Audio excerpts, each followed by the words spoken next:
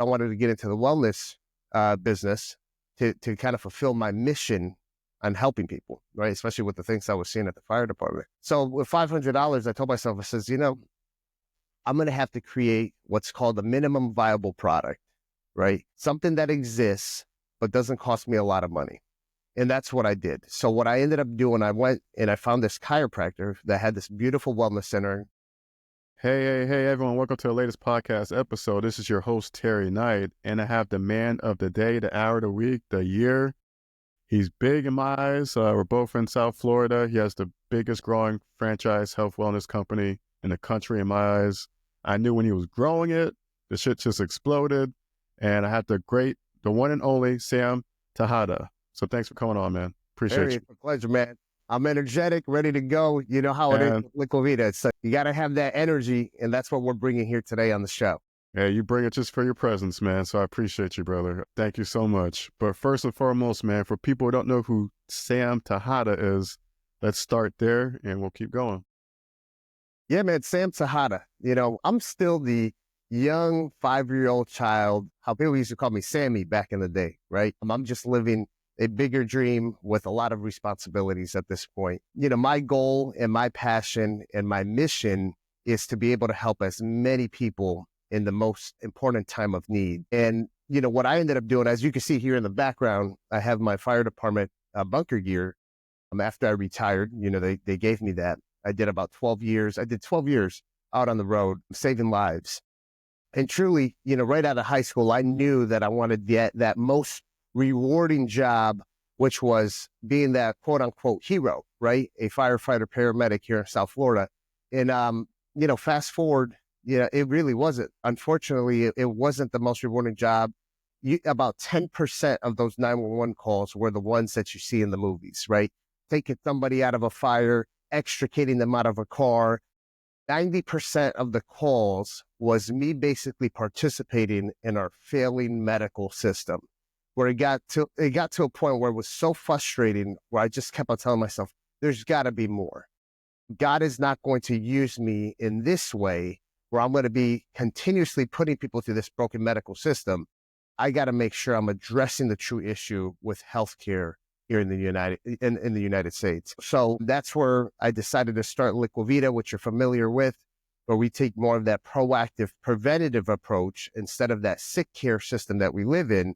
We're doing more well care, right? Where people are taking that proactive, preventative approach to their health and wellness and focusing on certain things that are the root cause of why disease develops and why it actually presents itself in people. Fast forward to today, we have multiple locations throughout the United States, and I'm fulfilling that mission on making people feel good and taking control of their health.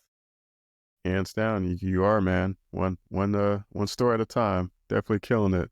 But I want to track back, man, so I'm just going to go at it. But you mentioned firefighter, paramedic. You would think most of it would be fire, but it was mainly dealing with the medical system, you said. It was. Do you have any stories on what triggered that for you to sit there and say, wow, this is a really big deal? Let me look into it. When you work for public service, especially the city that I worked in was Oakland Park Fire Rescue.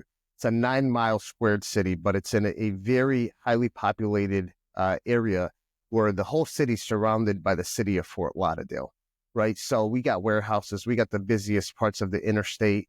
And then we have a lot of neighborhoods, which a lot of the neighborhoods are low income neighborhoods in the city that I worked for.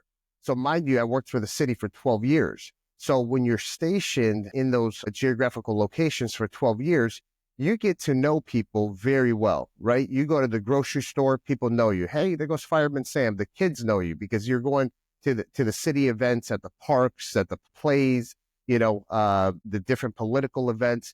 So what ends up happening is you initially get that 911 call from someone having that acute medical emergency. You take them to the hospital, hoping that they're going to get the proper treatment to not need any kind of more medical treatment from there. And then about 6 months later, you get that 911 call from that same residence again. And then all of a sudden you start noticing you're getting 911 calls every other month from that residence. Then you start noticing that you're getting that 911 call every single month.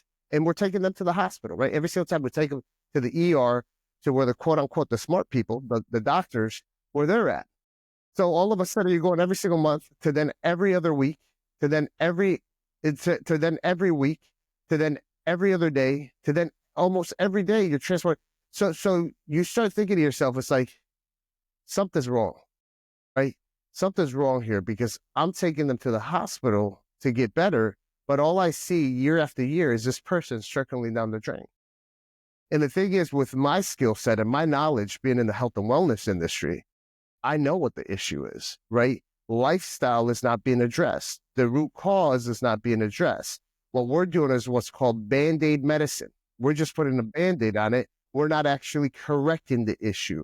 So what tends to happen is we fix the symptoms by giving somebody that little magic pill, but we're not actually going in and actually fixing the root cause of what the disease to develop or the injury to develop. So, no, I believe that. Medical system is broken. Wow. Why do you think the system is broken in your eyes? You think it's the government? You think it's, Well, it's a mixture of a lot of it. One of the big things is our food, right? Our food is full of toxins. Right now we're going through this big movement, the MAHA movement, Make America Healthy Again, which, obviously RFK Jr. was confirmed as, the head of the health, human services for the United States. And part of that is addressing these big food companies with all the different toxic chemicals that they put in our food that are allowed here in the United States. You look at some of the Kellogg's cereal here in the United States versus the Kellogg cereals in Canada, they taste the same. The ingredients are completely different. One has actual chemicals, a lot of different dyes, color dyes. And then you go to Canada and it has all kinds of natural color dyes that come from actual organic fruits and vegetables. So that's a big problem. Then you got other big food companies. Sorry, let me correct that. Other big American food companies that in other countries, they don't allow them to put all of this crazy chemicals in it. But here in the United States, they do it, right? To increase the profits, right? Or to try to get people addicted to the products. So the toxins that are in those foods, what ends up happening, and I'm going to get a little scientific here. What ends up happening with those toxins are what are called a DNA adduct. They actually bind onto your genes in your body, which then what happens is it changes the gene expression. So I'm going to give you an example of a gene expression. Every human has tumor suppressor genes, which should always be turned on, meaning that this gene, if a tumor starts to develop, the gene suppresses that tumor from actually growing and becoming a cancerous tumor, right? So those should always be on. So if something causes that gene to turn off, your ability to suppress that tumor is no longer there, meaning that the tumor will grow, become cancerous, and then you could potentially die. So you have all kinds of different genes that are responsible for different things in your body. So when you start looking at disease, right, Alzheimer's, dementia, Parkinson's, all kinds of other type of diseases in your body, autoimmune diseases, what is causing those diseases to develop? About 9 out of 10 times, it's some kind of environmental or some kind of food toxin that's stuck in your body that's causing that gene expression change. So if we know this and we have the data behind it, why do we allow it to continue to happen, right? Because we got this big cycle that's happening.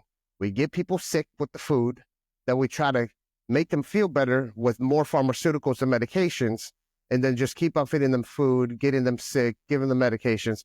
So when you look at the world of big pharma and the food company, they're the ones causing it. They got to be held accountable. Hands down. No, I agree. Just my wife says the same thing because she's from London, and the food, the ingredients is totally different from the U.S. So she speaks on this all the time. Granted, I don't listen as I should, but you're speaking the truth, man. You're speaking the truth. Well, how can people handle that, man? Like, I think it's a scary thing because all we do every day is eat what we can or eat whatever out here in the America and USA. So how can people kind of switch that and start thinking differently and eat healthy in your eyes? Well, the first step is you got to get educated, right? Because a lot of the times it's not the person's fault. They've just never been taught differently, right? And if we're dependent on the government to make that change, I mean, we're up against a huge battle. So The reason why I get on these podcasts is to be able to provide that education to as many listeners as possible so they can make those adjustments in their health and wellness, right? It's something that doesn't cost any money. It's a matter of just being able to get yourself educated through listening through some of these podcasts, going on YouTube, watching some reputable, incredible people talk about these type of situations. So once you get educated, you can actually start making certain adjustments to your own lifestyle, right? Removing certain toxins, moving your body, meaning exercise, making sure you're taking certain vitamins, minerals, amino acids that your body needs. But unfortunately, a lot of our foods are foods that are nutrient deficient because of how they're grown. So once you understand the things that your body needs, the things that you should expose yourself to instead of the things that you shouldn't expose yourself to, you can live a healthier and better life and hopefully prevent disease from developing. Well said, man. Sam, you started out as a firefighter, 12 years. Thank you for your service, man, because that could be very dangerous at times. And you pivoted to build Liquivida. And this is what I want to get into, man, because you're like living every entrepreneur's dream, man. You built a company from scratch. It's massive. You're very successful in all different ways. How did you come up with the name, the brand? Like, what made you pivot to that? And how fast did you get off the ground, man? It's crazy how you did it. Yeah. So, man, marketing and branding are really my thing. It's like, it doesn't matter what business you're in, you have to focus on branding and marketing because that's what people see, right? And that's how you have the ability to connect your story to other people and get people to wear your brand across their chest and literally cultivate together to basically, represent your brand and live through what your mission of your brand is. So how did I develop the name? Initially we started with IV therapy. So I told myself, I want a name that encompasses the actual IV in it. We're doing liquid hydration and we have vitamins, which are really good for you to live a good life, right? So then I started playing around with names. And, in today's world, it's very difficult to come up with a name because it's like everybody owns either the domain or the social media handle. So my recommendation with anyone who's looking to start a business, the first thing you do before you actually pick a name is as you start strategizing to figure out what name you should call your business, is you have to start looking at, is the internet domain available? Try to not utilize numbers, hyphens, keep it simple, one word if you can, right? Then you have to see if the trademark is available. So you have a trademark attorney do a trademark search to make sure that it's not going to get blocked. Then you look at all the social media handles, make sure it's available. Make sure it's a name that other people are not utilizing frequently. Because if that is the case, it's going to be hard to optimize for SEO, which is search engine optimization when people try to find you in Google. You want to have something unique to your business, right? So when someone just types in the first few letters of it, you're going to pop up, right? So, and these are things that I learned, when I came up with the name, right? Liquivida, which stands for Liquid IV Vitamins for Life. Initially, the name was spelled with a T instead of a D at the end. So it was Liquivita, not Liquivida. And the reason why I'm saying some of these things that you have to do is I learned the hard way. I learned hundreds of thousands of dollars of legal fees later of what to do. And when I came up with the name Liquivita with a T, I had a company out of California, a big multi-billion-dollar company, fighting me for it. They said it was infringing on one of their trademarks for some kind of product that they had, which it was not even similar. But the company is so big that they have a law firm that just fights these things just randomly. So after months and months of litigation, where it eventually became years and years of litigation, I decided, I said, you know what? I can't deal with these attorneys. Let me try to reach out to the CEO somehow. And this lady was so difficult to get a hold of. I mean, very difficult. Like, she didn't utilize any social media platforms. It was always, you had to go through the assistant, but I don't even know if this assistant really existed because she never answered anything. Eventually, after making hundreds and hundreds of phone calls to this office, I finally got a message through her and she called me back. And she said, I can't believe my company is even fighting this, And then for $10,000, I was able to settle the whole thing and got my trademark. But throughout that process, I had to change the name, right, from Liquivita to Liquivida, just to kind of make it a little bit different from the initial opposition that they put against the trademark. So these kind of things, man, are extremely important throughout that succeeding process. And unfortunately, unless you have someone coach you through it, Mm-hmm. you're going to have to learn the hard way, how I did, and just, learn it as you go. That's so cool, man. That Liquivida sounds perfect. I mean, Thank you. it's just, I'm lost of words. Even the logo, it's crazy. So you got the whole branding down. How did you open up your first store, man? Like, what was that whole experience, man? So my goal was, I started the company with $500, $500 in my back pocket. I haven't taken a penny from anyone up to today. So, Wow. starting a company with $500 is kind of a little challenging. But when I started the company, this was supposed to be a side hustle on my days off from the fire department. Because, when you work at the fire department, you work 24 hours on, and then you're off for 48 hours. So most firemen have some kind of side hustle, landscaping business, pressure cleaning. They do something. So my whole thing was I wanted to get into the wellness business to kind of fulfill my mission on helping people, right? Especially with the things I was seeing at the fire department. So with $500, I told myself, I says, I'm going to have to create what's called a minimum viable product, right? Something that exists, but doesn't cost me a lot of money. And that's what I did. So what I ended up doing, I went and I found this chiropractor that had this beautiful wellness center in Coral Springs area. And he integrated chiropractic with also modern medicine, which was, more of the traditional medicine with the medical doctor. So his facility, he offered everything from hydroclonic therapy, acupuncture, medical aesthetics. He had different lasers. He did some pain management. And then he had an area for physical therapy, PT. But unfortunately, he didn't have a physical therapist. So he had all this equipment just collecting dust. So I went to this doctor and I told him, says, hey, doc, I have a business proposition for you. Give me that area in the back. I build it out with my brand that I'm going to develop. And we'll do this IV therapy. It'll be a service that you'll be able to provide to all of your existing patients. We'll be able to bring in new patients that are looking for this service. And I'll give you 20% of the profits that I make on a monthly basis. You have to put no money up. I'll put the money. All you have to do is provide the front desk, the medical doctor, to sign off on things, and I'll actually work the business myself. This doctor fell off his feet. He says, hold on, you're going to put the money, you're going to work the business. All I got to do is utilize the staff that I already have here, and I get 20% out of a room that's doing absolutely nothing. It's almost like he won the lottery. But in all reality, I won the lottery, right? Because now I had no overhead. I didn't have to pay rent. I had no staffing that I had to pay. I have no insurance, no utilities. I don't have to pay a doctor.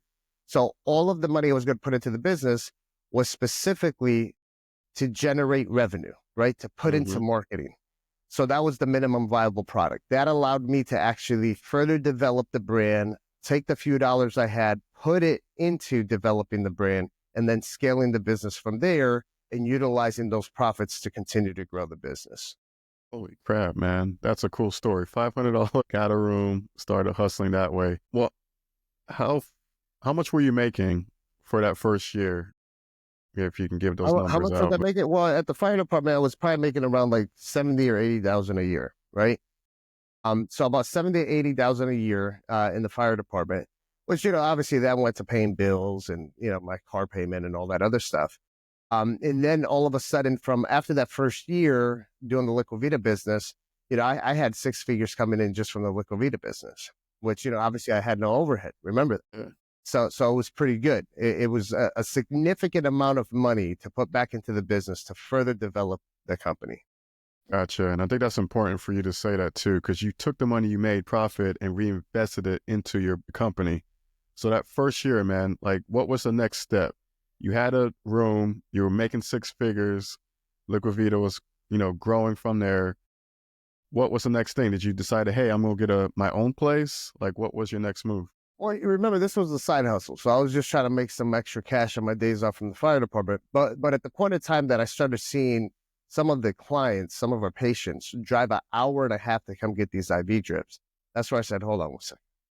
We have something here. This is a viable business. If I got wealthy people getting in their Rolls Royce and driving an hour and a half, and mind you, they don't even like to drive 5 minutes. So if they're driving an hour and a half, we have something here. Now we got to get to work. So then at that point, that's where I started noticing that not just the people that wanted to get the service, but now I started having people approaching me that they wanted to open up a location or partner up on a location. So that's where I started getting strategic and bringing certain partners in for certain locations where they fund it, and then we operate it and further develop it. So throughout that model, I was able to get money into the company without giving up not even 1% of the parent company, right? I haven't brought any money into the parent company.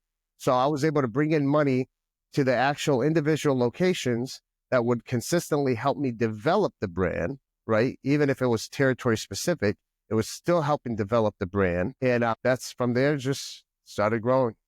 It was literally a snowball effect where eventually after that first year, I said, you know what, if I really want to develop this to the next level, I have to go ahead and put a management team together. Because remember, on a fireman's salary, you can't afford an attorney, you can't afford marketing, you can't afford a proper accounting and creating all the spreadsheets for people to buy into the business. Mm-hmm. So all of that stuff, I told myself, I said, well, how am I going to do it? Mm-hmm. Yeah, I'm the kind of guy, it's like, if I don't have the money, how do I do it? I'm always trying to figure that out. Because even when you want to hit the next level, you're either going to have to borrow the money, and you could be making $100 million a year. But if you want to hit the next level of $200 million, you're going to have to bring in some money, or you're going to have to bring some serious strategy. So for me, it was the strategy where I told myself, I said, you know what? I'd rather own 10% of this much versus 100% of this much. So what did I do? I started a separate company called LQV Management. And I brought in, there was a total of 5 partners, right? As the founder, president and founder of the company, where I focus on the operational aspect of the company. Then we have the CFO, we have the CMO, the chief marketing officer, we have the chief medical officer, and then chief legal counsel, which they specialize in franchising. So what I ended up doing, I gave all of them a percentage in that management company. I maintained the 55% ownership. And then through sweat equity for the first about 3 years, they put in sweat equity for that percentage. They basically worked for free, right? Now they reap the benefits of it. But, that was my strategy. Let me put a management team together because I don't have the money to pay for all of this stuff. And if we see the vision and we're focused on the mission, we're going to succeed. And that's what we did. So I had someone specializing in everything: accounting, marketing, medical direction, providing all the protocols, legal stuff, creating all the contracts for these strategic partnerships that we were doing and bringing in money for those specific locations. And that's how I scaled to where I'm at today. Oh, Sam, let me ask you that, man. From a firefighter paramedic, this man, you just jumped in $500 and you're building a massive company. I didn't even think about that. How the hell did you think of, hey, let me create a management company so I don't have to lose any equity in my Liquivida company? How the heck did you know that? Like, did you read any books? Did you have a mentor? No, I mean, I've read books, but really that idea was, I had no money. I got to figure out how to get this attorney to draft up these contracts with no money, and that's basically, I got to put my salesmanship hat on and sell them on my vision to have them buy in to do the work for free. That's crazy. Yeah. Well, it's all sales, right? It's all sales. It's all marketing. If you know how to market yourself, and that's the number one thing I want to touch up on, because we're talking about marketing and stuff initially. mm-hmm. Forget about marketing your business. Everybody's so focused, I got to market this product. I got to market this business. Market yourself. People follow people. People listen to people. People move people, right? So if you learn how to market yourself, whatever you're selling, people are going to buy into it because you know how to market yourself as an expert at whatever you do. So you have to be able to market yourself to get the buy-in, and then you push the rest of your agenda. I love that. Let's take it a step further, because you know how to market yourself. How can someone market themselves no matter what industry or product they're trying to sell? What's the best way? Man, there's a lot to that. The best way, whatever comes in mind that you think like, for boom. me, I didn't start actually building a personal brand until about 8 years in, because I didn't want this to become a personality medical practice where people only wanted to hear Sam or see Sam or this medical provider. So, the way that I would market myself initially is significantly different than how I market myself today, right? initially I'm marketing myself as that working, very hard driven individual, ready to roll up my sleeves, get my hands dirty, regardless what the situation is, put it in the time, regardless if it's nights, weekends. Like I made sure that the individuals that I wanted to participate in the company that were at these higher levels, like attorneys, doctors, etc., they saw who Sam is, the business owner Sam at age 26. So I'd make sure they knew that I was working nights. I'd make sure they knew that I lost sleep. I made sure they knew that I was willing to work on the weekends and do whatever it takes, doing events or whatever, because those are the different traits that people look for in an individual to say, you know what, I want to be a part of that because I know that young guy is going to be successful. And even if he's not successful right away, he's going to make an impact. Dang, that's pretty cool. And how did you find the CFO, the CMO, for legal and HR, accounting, whatever, like that core management team? How did you find them? Was it networking? Was it just coincidence? Well, the CFO is my wife. So that was an easy find, right? Okay. And then the CMO was a dear friend that I've worked with in another business I had prior to Liquivida called Rescue 101. He helped with some marketing stuff and whatnot. That it was actually my sister's best friend. So that was a fairly easy connection. And then the attorneys was referred to me by our accountant, right? So she knew the attorneys, so she referred the attorneys to us. The accountant did. And then the medical doctor was actually, my brother worked for a medical clinic, and the initial medical doctor was the doctor that he was the assistant for, that he pitched the idea, and the doctor said, oh yeah, let's do it. He's no longer part of the business because he wasn't putting in the work, so I had to replace him with someone else. But, it allowed me to start the business without having to pay any of these people. That's cool, man. I didn't know. So your wife is the CFO, man. That's awesome, man. Yeah. How long have you been married for? Long time. You ain't with the I should know too that. long. We've been together since high school, man. Since the last month of high school, we met, we went to prom together. Think about it. That's 20 years. So we've been together for 20 years. And throughout that process, we got married. I think that was like 14 years ago. Dang, that's a long time. Well, congrats to that, man. Thank you. My question for you then, on top of that, 'cause it's your company as well. Like, how does that work well for you guys as a wife and husband working together or collaborating? Is it good or bad? I hear different stories. Honestly, I don't think there's any life partners that are in business together that will tell you that it's easy. It's something that, just like anything else in life, you learn how to navigate that, right? The cool thing is that we complement each other. What she does is I have no interest in doing, and what I do, she has absolutely no interest in doing, but we both respect what each other do. My father-in-law says this very well, is I'm the head of the company, but she's the neck. She rotates the head where it needs to look, right? I love that.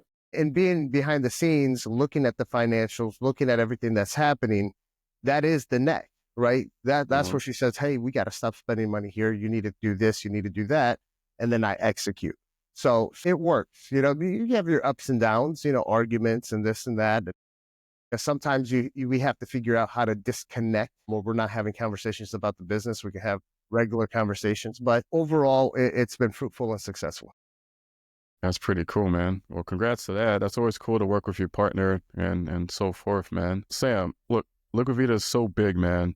You mentioned you guys had to get legal and do this and do that to get franchising part of it going. I know there's like a lot of legal stuff in between all of that, but how many franchisees do you guys have? Can anyone get a franchise for it? Like, how does that work? Initially on, anybody could get a franchise, but now we're a little bit more particular on who we select and approve for a franchise. Right now, we've sold approximately 40 locations. About half of those are open. The other ones are in different stages of development. But yeah, our goal, this is not a business where you're just going to open up, 200 locations at once. It's a very complex business. This type of franchise system that we have is a franchise system that requires a lot of nurturing from the actual franchisee who's the operator owner. This is not like a frozen yogurt shop or a taco shop where you're hiring high school kids and college kids, where you have a turnover rate of like about every 2 years. People are, going off to college or, get their degree and do whatever the profession is. What we do at Liquivida, we don't hire jobs, we hire careers. So all of our employees that work for the company, they've gone through some kind of educational schooling to do this as a career, right? Even if it's vocational school as like a medical esthetician or one of the paramedics, but you got nurses, you have people with master's degrees, we have doctors. So these are individuals that are highly educated that went to school to make this their career. So it's a type of business that requires a lot of nurturing. What we do on a medical standpoint are things that they don't teach in medical school. So the medical providers that we hire, if they don't have the training through certain fellowships and whatnot, that's training that we have to put them through, which takes time. The type of training to do what we do, well, could take years, to get them, at a perfection, type of level. Gotcha. Cool, man. So 40 locations, most are up, some are still building. Where these locations are, is it, we know South Florida, but what other locations we talking? So we have locations in Arizona, locations in multiple cities in Texas, locations in New Jersey, Connecticut, here in Florida. So we're spreading throughout the United States. Wow, I didn't know that. That's crazy. And then when it comes to our product, we develop a proprietary product. It's called the IV infusion kit and the IV infusion kits and then the IV infusion packets. But what we've done is we've made IV vitamin therapy easy for medical providers to implement it into practice and offer it to the patients. So we're also on the pharmacy side besides having the clinics. So we launched that about 7 years ago, and currently we have over 4,000 doctors throughout the nation that purchase all of their IV therapy products from our pharmacy. So that we have doctors nationwide in almost every single state. Holy crap. Oh, wow. Fusion kits and packets. Damn. Is that part of the Liquivida brand or is that branching out? No, it's part of the Liquivida brand. And I'll be honest with you, man, it's the biggest revenue stream for the company. So It sounds people like it. think it's like, people always think it's like the clinics and whatnot, but the biggest revenue stream is actually the products that we sell to these doctors nationwide. And how long does these products take to make on average, or I guess put together? They're only being made, but, it has to undergo a testing process. Everything's regulated by the FDA. So it's at an FDA registered outsourcing facility, which is called a 503B. And then from there, when it gets manufactured at that outsourcing facility, it has to go to a non-related third party FDA registered testing facility. And then from there, it goes under testing for about 2.5 weeks. Once it passes testing and we have all the documentation for that, then it can get released and sent over to the doctors. It's a whole process. Wow. Oh, yeah. I mean, we're talking about something we're injecting directly into your veins. So we want to make sure purity is there, it's clean, no endotoxins. Last thing you want is to have some kind of crazy reaction to this because it's not a good product. Exactly. No, hands down, Sam. Reason why I'm asking, because again, guys, Liquivida is a great company. My wife went to it, told Sam before the podcast she had influenza A, had a great experience with the staff. She had a great boost. It works well, and you should try it out, definitely. For Liquivida, man, what all do you guys offer? Is it just IV therapy? Is it more than that? I saw you might offer way some more than IV therapy. So we're a full wellness center. So when we say full wellness center, we actually focus on 5 pillars. So our 5 pillars is what we put you through the Vita journey, which has those 5 pillars. So we have the wellness pillar, which consists of doing the comprehensive lab analysis from everything from micronutrients testing, hormone testing to see if your hormones are in balance or if we can try to get them balanced. We're looking at inflammation markers, genetics. We're looking at food sensitivities. We're getting a good bird's eye view of how your health is doing overall, regardless if you're sick or not. We want to see exactly where you're at today and how we can optimize it. So that's part of the wellness side. Wellness side also includes the IV therapy, certain peptides, etc. Then we have our medical weight loss pillar, our division of medical weight loss, where we're doing nutrition, exercise, counseling. We're also utilizing certain medications for the weight loss process, which is all medically supervised. Then we have our medical aesthetics division, where we're doing all the different medical aesthetics, right? The typical things that people know about, the Botox, the dermal fillers. Then we have certain technologies, certain lasers that we use for aesthetics as well too. Then our 4th pillar is going to be our regenerative medicine pillar, where we're using stem cell derived products and also peptides to help the healing process with patients that might have certain injuries, have shoulder injury, knee injuries. We work with a lot of professional athletes, injecting these type of products directly into the knees so they can recover and regenerate that tissue. And then our last pillar is our sexual health division. So our sexual health division, we do it for both males and females, where we have a few different technologies for erectile dysfunction, also for females that might have prolapsed uterus, issues with their pelvic floor, all of that stuff. And we use certain medications and whatnot as well, too, for the sexual health division. Oh, wow. 5 pillars, guys. You heard it first. Check them out. That's so cool. Sam, you mentioned you started out as one person, $500. Like, how many employees do you have in your company now, man? Because We have hundreds, man. I lost count. Oh, man. But we're up Hundreds? there. Yeah. Oh, my goodness. What's the plan for you for this year? The plan is continue to scale up the sales of franchises, also really participate at a higher level in regards to the MAHA movement, Make America Healthy Again. My goal is to continue to bring health and wellness experts from all over the world onto the podcast to really educate a lot of the consumers that are out there. One of my personal passions is bringing these type of alternative treatments to my communities, right? Communities that I grew up in, which is, more of the Black and brown community. Historically, when it comes to a lot of these services that we offer, they've been geared primarily to the rich and famous. So for me, one of the goals was to make what we do affordable and not only be for the rich and famous.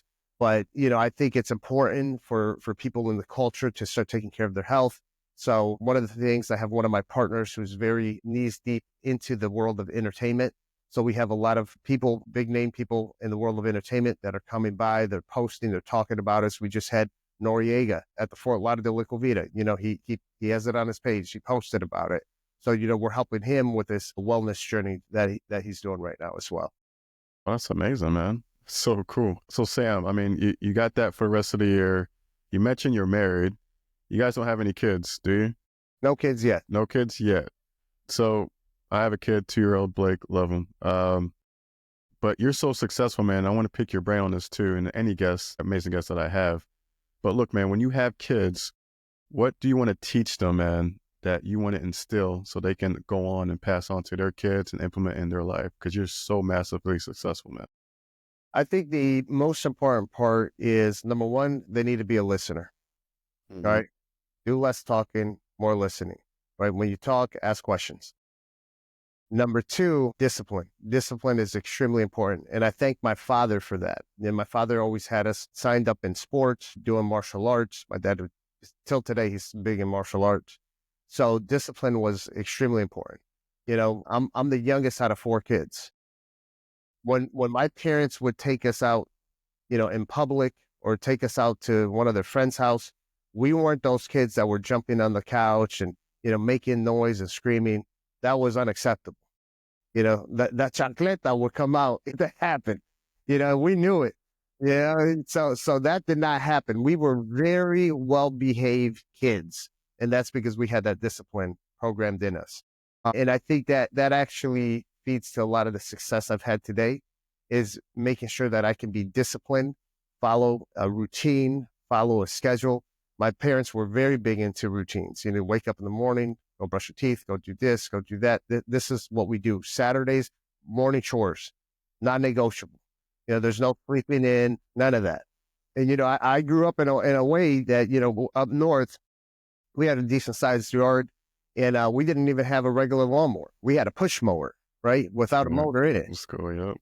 When we had to do yard work, it wasn't just, an hour out. It was all day. You're talking about 6 family members outside. I used to edge the grass with just regular scissors, so this is how we did it back in the day. I mean, but there was a struggle. You're talking about, my mother used to cut napkins in half to save money. We came here from Dominican Republic with nothing. So, my parents had to figure out how to make it work. Those kind of things that happened during my childhood basically programmed me, where I says, you know what? I'm not going to live that life. I grew up where we used to wash our own cars.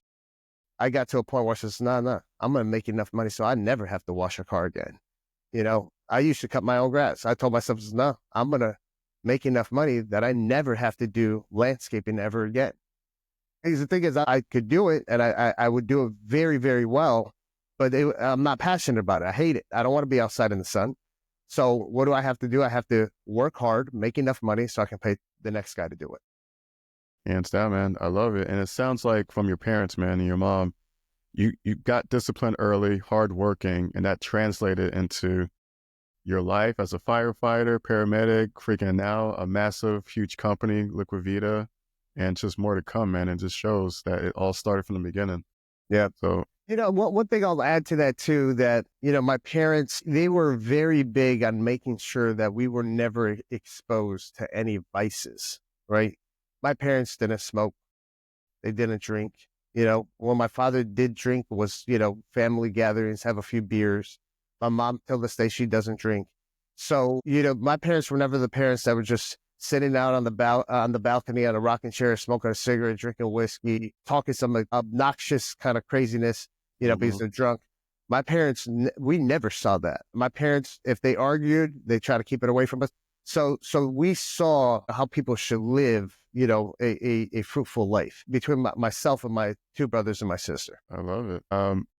Well, you said 4 kids, you're the youngest, and you would think like the youngest would give you the most problem, from what I've heard. Like, Well, listen, the I never youngest said I kid. didn't get problems. I never said that. I was probably one of the most problem child, but that was more of the rebellious side of me because, I wanted to do things a little bit different. My father ended up owning his own business. My father is an architect, retired architect. And my mother, she was an architect as well, too. They were formally educated, master's degrees in Dominican Republic. Obviously, when they came here, they had to work other jobs until they learned the language.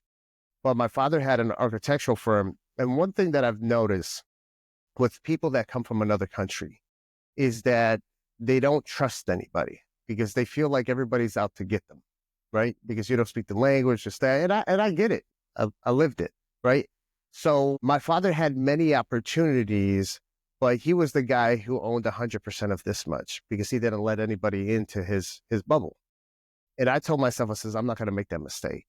I want to have that 10% of this much. So I'm going to do the opposite of what my father did. So I took that as a learning opportunity of how he had this big shield around him. And I said, I'm going to do it different. I'm going to bring people in. I'm going to bring partners in. And listen, I get it. Why my father didn't want partners, because partners are a struggle as well too. So, and I've had to litigate against certain business partners. I had to litigate against certain franchises. I've learned a lot, but it's part of the growing process. You can't grow if you're comfortable. You only grow when you're uncomfortable. So, for me, I think that decision that I made to do things differently than what my father did is what's leading to a lot of the success that we see today. Yeah, man. Massive successful, guys. You heard it first. The great Sam Tejada. Sam, what's the best way for people to reach out to Liquivida, to you personally, man? Like, what's the links per se? Well, I'm not hard to get a hold of. I mean, if you're looking for information, just Google Sam Tejada. You'll see everything that pops up. You can find me on Instagram. I'm very active. That's Sammy, SAMMY _ Tejada, TEJADA. You can go to samtejada.com and then liquivida.com. Liquivida will give you a little bit more insight of what we do at the wellness centers. But I'm very active. I'm the guy who's going to respond to you on social media. I respond to everybody. So, I live, breathe, sleep this business every single day. Yeah, hands down since the beginning, guys. And I know that for sure. Sam, you also have a book, man, How to Win the Modern Wellness, right? Wellness. I think you have it next to you. Right here. Yep. How to Win in Modern Wellness. What's that book about, man? And how can it help people?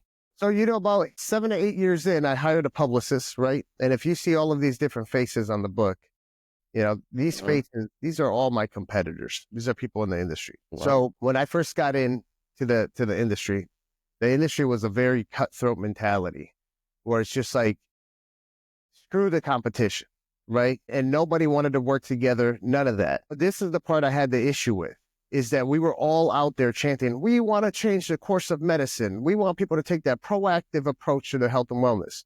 How are we all out here saying the exact same thing, but we're against each other's throat? And we know from history, right, how do you win a war? How do you win over something? Divide and conquer, right? We can't be divided. We have to be united, right? So I took a different approach from the beginning. I told myself, I said, you know what? I'm going to build relationships with my competition, regardless, what people think. I'm going to build relationships. I'm going to be that guy where if somebody has a question about IV therapy, about hormones, or about, the legality part of the business, let's share information, right? You see all these bigger companies, they have associations and everything that are put together. So we can grow together and actually make our dreams come true collectively. And that's what I did. So when I hired that publicist about 7 to 8 years in, I tell him what I've done. That publicist says, you got to put that out in the air. People have to know about it. Let's create a book. You interview all of these people and you guys talk about how you guys are winning in modern wellness. So that's what we did. So all of them have a chapter in the book, talking about how we're winning in modern wellness. Mm-hmm. We all have a little bit of a different perspective of how we're doing it. And it's been a success. This book, bringing all of these people together, actually allowed me to get appointed as the chairman of the association, just because I took a lead on really bringing relationships together, where eventually the association was developed. They appointed me as the chairman. And there's been nothing but a lot of collaboration amongst each other since then. That's amazing, man. Because when you told me competitors is on the cover, first thought is, oh, wow, is it going to be bad? Is it going to be, fighting back and forth? But let's work together. Let's share our opinions and collaborate and make the world a better place, man. So I love that. But the other part that, I could talk about now, but a book is one of the biggest SEO plays that's out there, right? Because this book, with all these words, ends up going on every ebook website, right?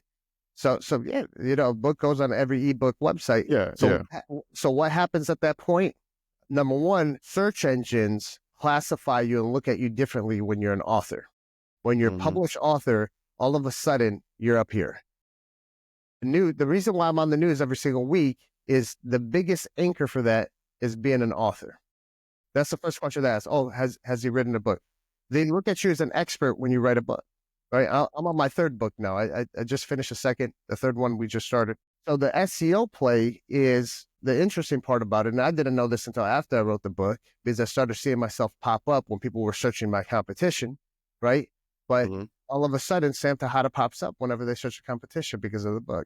So this is a powerful tool for search engine optimization, powerful tool to get on the news, to get PR, powerful tool to have a good presence on the search engines, right? Google Knowledge Panel, all that stuff. This will help you do that. So if you haven't written a book, not difficult to do so. You can find ghostwriters to help you throughout that process. Very simple. Cool, man. You mentioned second book is done. What's that going to be about? So the second book was supposed to be the first book. It was a book that I've been journaling throughout my business success for many years. And so it just talks about the true struggle that entrepreneurs go through and how I was able to get through a lot of it. Talk about the things that I do for marketing. A lot of the things that I talked about on this podcast of implementing strategy when you don't have the money is in that book, right? Nice. Talking about how I leverage other relationships, how I leverage OPM, other people's money, to be able to go up on that scale, I think that's an important book for the mass, man. Can't wait till that drops. So that's going to be a really good book, because I'm sharing a lot of my secrets that I've that I strategize on and develop. And then the third book that I started is called Your Wellness Data, and it talks about all of the different wellness points, everything from the Oura Ring, Apple Watch, the Whoop, different technologies like the VO2 Max, full body MRI, of how you can really take true control of your health by having access to all of your wellness data. Holy crap. That's cool, man. Well, 2 questions then. Do you recommend like the Oura Ring or something in particular, Apple Watch? Do you have a favorite? It looks like you have one. I make the Oura Ring here, right? So the Oura Ring, what I love about it is it gives you really good sleep data.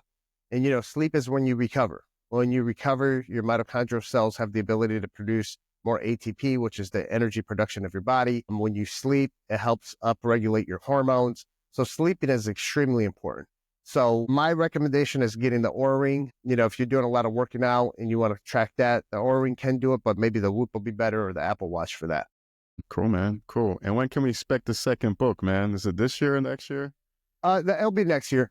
Next year? It's going to final editing, but when I launch a book, there's going to be a whole marketing push behind it. So I want to make sure that the whole outline of how we're going to execute the marketing, the strategy, and how we're going to execute the marketing is going to be on point before we launch.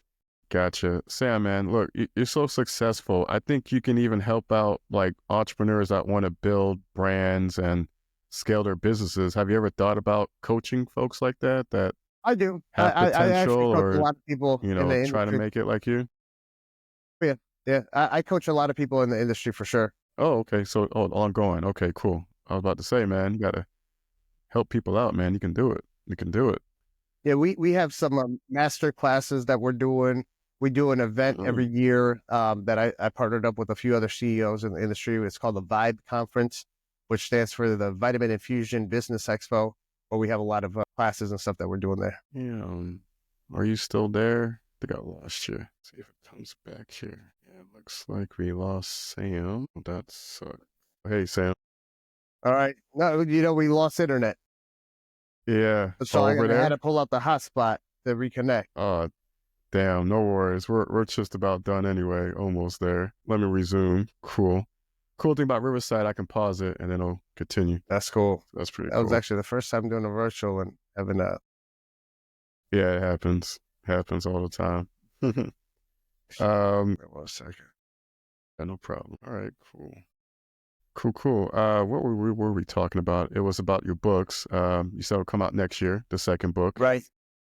And that you coach people. So I appreciate you for even spending your time to coach people and help them create great brands and companies like you're doing, man. Yeah, and I primarily coach people in my particular industry, and that's again fulfilling my mission, right? My mission to actually help people be well.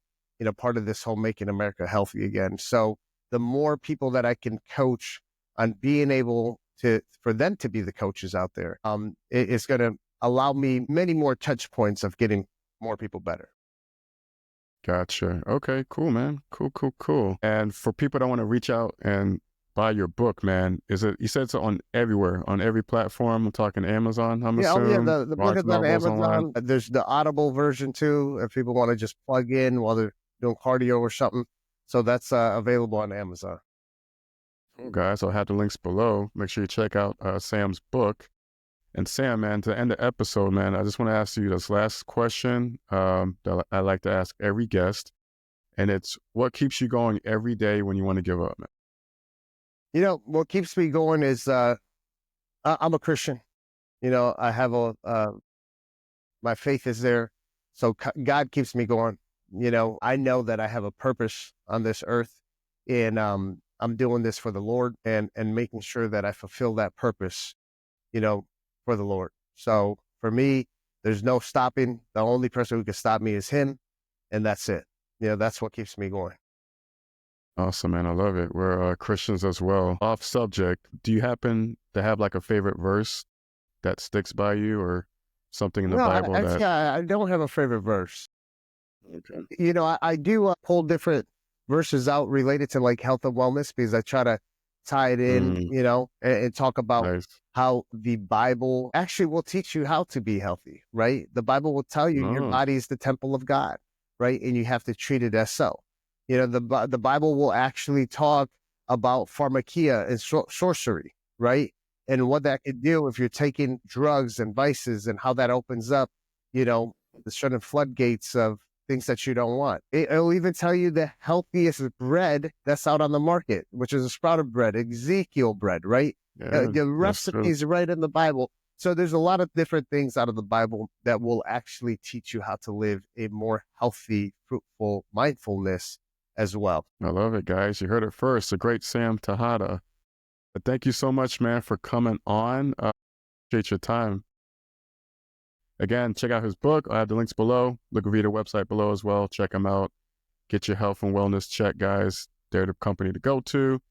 And look for one close by you soon. He's in Arizona, Texas, Florida, soon everywhere else. New Jersey, I think you mentioned. But I think you're going to be in all 50 states before you know it.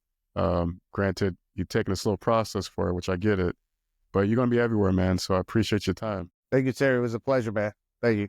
All right. Later, guys. Till next episode. Peace out.